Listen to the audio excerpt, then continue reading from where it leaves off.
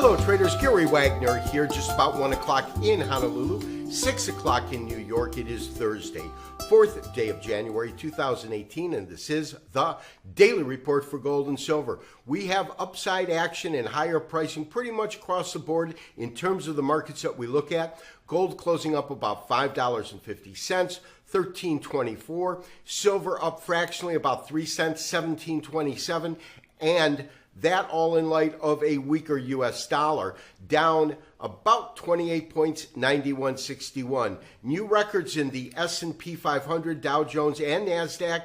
Dow Jones Industrial Average crossing over that historical 25,000 mark. Incredible. NASDAQ 7077, and Bitcoin's actually gaining some ground, but more importantly, consolidating around $15,000 per coin. Traders, what an interesting day with the entire precious metal complex trading higher on the day. Platinum, for instance, up $7.60 at $969.90.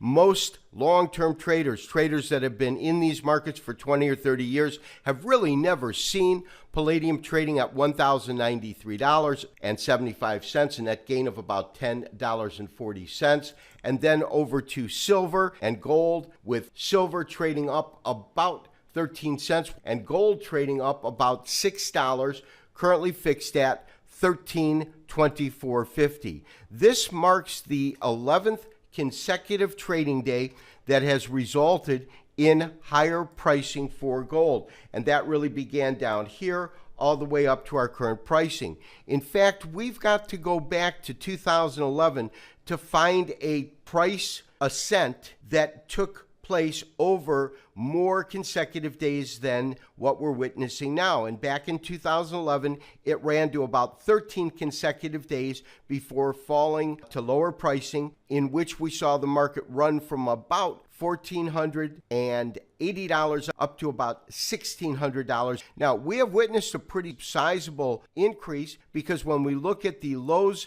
that were in the market, they came in at $12.38. We are at $13.24. And to get a $100 rise in the market, that would take us to about $13.40. Today's rise, culminating with gold at $13.24, has taken that price point to a potential spot of resistance. And the spot that we're looking at is a 23% retracement from the highs achieved when the market traded to 62 down to these lows at 1238. Now, that being said, as this market has risen, once it broke above the 200-day in red and the 50-day moving average in green, now when we look at this particular price point now that we're at, meaning the 1325 area, what we can see is, historically speaking, we can see a point in time in which it was a point of support for a little while, and then that support, of course, didn't hold.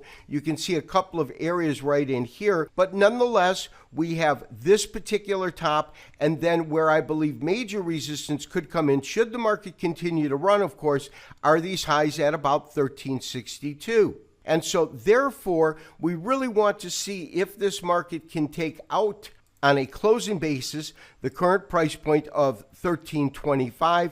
If it can, there really isn't any major resistance until about $13.62.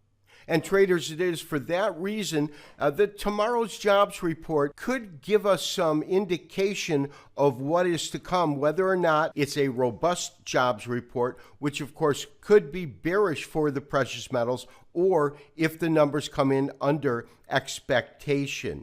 Now, if you recall from last night, I actually did send out kind of a warning letter. I didn't send it out in SMS text message because I didn't want people to act on it as a trade alert, but just noting what we were looking at, because at that time, the candles that were forming when the market was actually trading lower on the day, it gave us a three-river evening star variation. And the reason it was a variation was that this red candle was not fully formed. And that's why it really needed to close on the lows and even have a confirming candle meaning today's open, having a lower open that would have predicated us actually telling you take that stop to the market. Not only was there a solid recovery, but the candle actually turned green and therefore negated that pattern. My recommendation is to maintain your current long position, maintain stops below 1300, and look to see what numbers come in on the jobs report. We will then act accordingly. Silver also showed some nice gains on the day, actually closing at 1726.5. Net gain of a few cents there.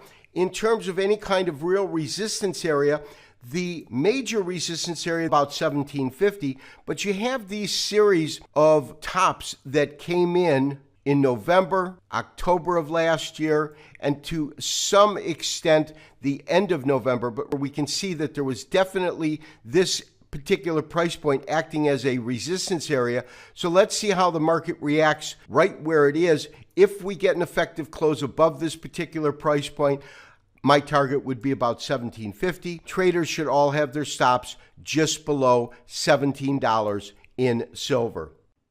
And traders, lastly, take a look at Bitcoin futures.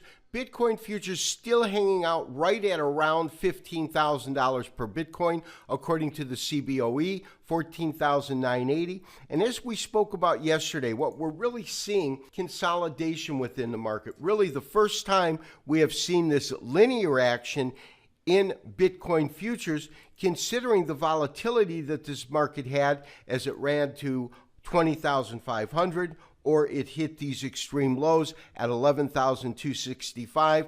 The one characteristic that was not evident in the market was consolidation. We had major price moves and we had a lot of action. Kind of the opposite of what we have seen as the calendar year began, with Bitcoin trading at about 13,000. Now, it did trade from 13,300 up to about 15,000, a nice gain. But as you can see, and these are only 240-minute candlesticks, but over the last couple of trading days, we've absolutely been building a base and consolidating. My sense is we're consolidating before moving to higher pricing. Traders, we have seen a rise in gold pricing for the last 10 consecutive days. You have to go back to 2011 to find a period of time in which that occurred. That being said, we do have the jobs report coming out tomorrow, and depending on the numbers of that report is really going to be key in the direction of gold, whether it continues to trade upward or find some resistance. This has been Gary Wagner, wishing you as always good trading. We will talk to you tomorrow for the weekly wrap-up and review. Bye-bye.